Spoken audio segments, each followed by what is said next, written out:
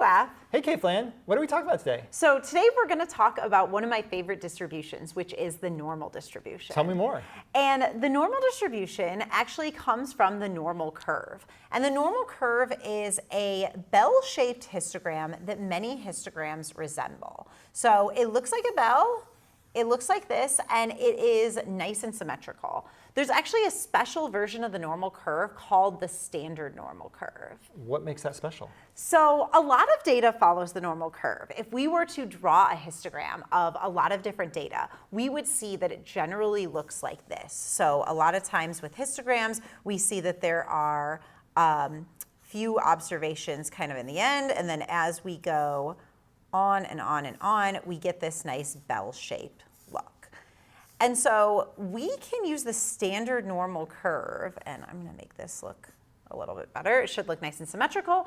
We can use the standard normal curve to answer questions about data that follows the normal curve. And what makes it special, you asked, what makes the standard normal curve special? What makes it special is that it's always centered at 0, and the standard deviation is always 1. So for the standard normal curve,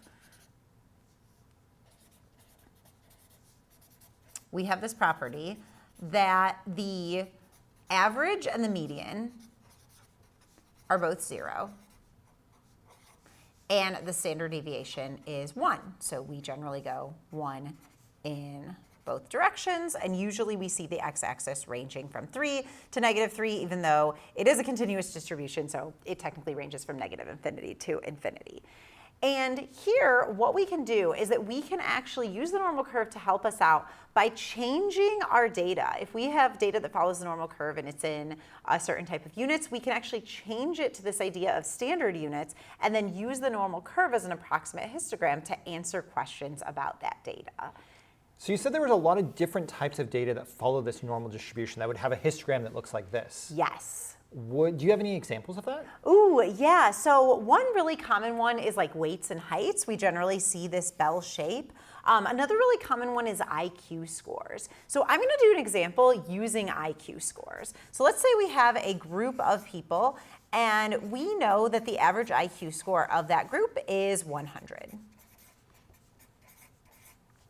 And say somebody comes in and their IQ score actually is 110. So we have a person and their IQ score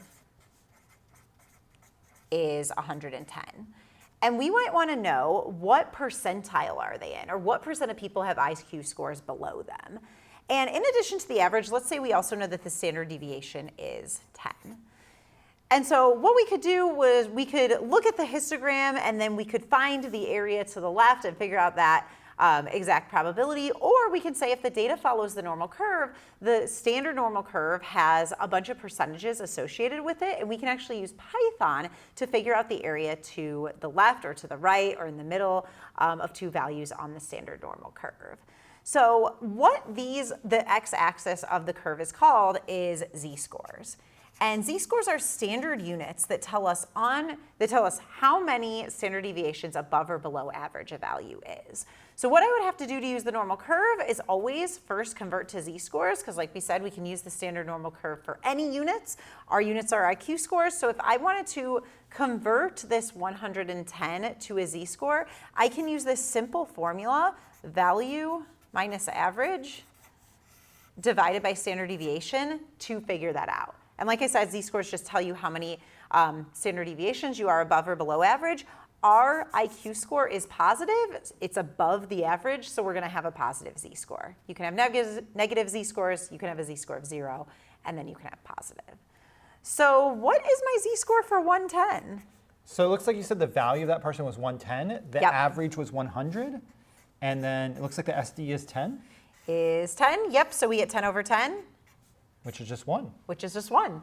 Yeah, so now we know that if your IQ score is 110, you are 1 standard deviation above the average. So on the normal curve, I'm going to go ahead and actually mark where that person is. So this is our person. Their IQ score is 110, and their z-score is 1. And we wanted to know what percent of people have lower IQ scores than them. So what is the area to the left? And Wade, this is actually where you come into play with Python, because back in the day, people would use a table of values of z-scores and percentiles to figure out, okay, what is the area to the left of 1? And it was a physical table, and you had to go to a z-score of 1, and then it would tell you the exact area to the left. But nowadays, people don't use tables as much, especially when you have Python readily available. So in Python, we can do a simple one line of code to figure out what is the area to the left of 1 or what is the area to the right of 1. Yep, so there's this library in Python called the scipy.stats library that allows us to load in the normal curve and actually find the area to the left of any given z-score.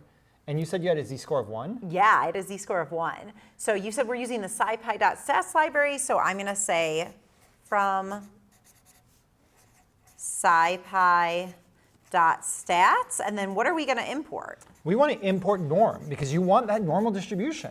Yeah, we're going to import the normal distribution. So this line of code imports norm from scipy.stats. It's very, very similar to import pandas SPD, import random, same kind of idea. And now we can use norm to find the area to the left of 1.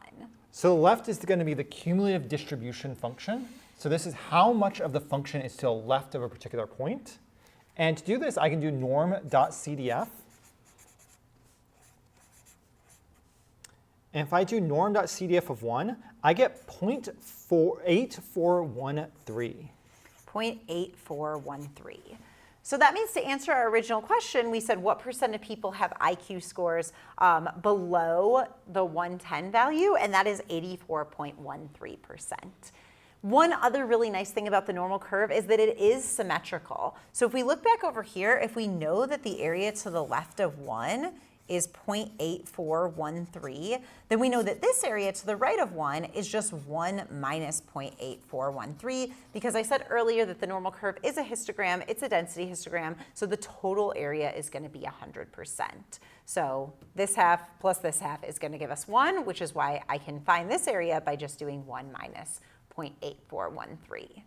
So this is super important because it saves us time. It allows us to answer questions about data that follows the normal curve and not have to go about creating a histogram and figuring out the area to the left. Instead, we can just use Python to find areas under the normal curve.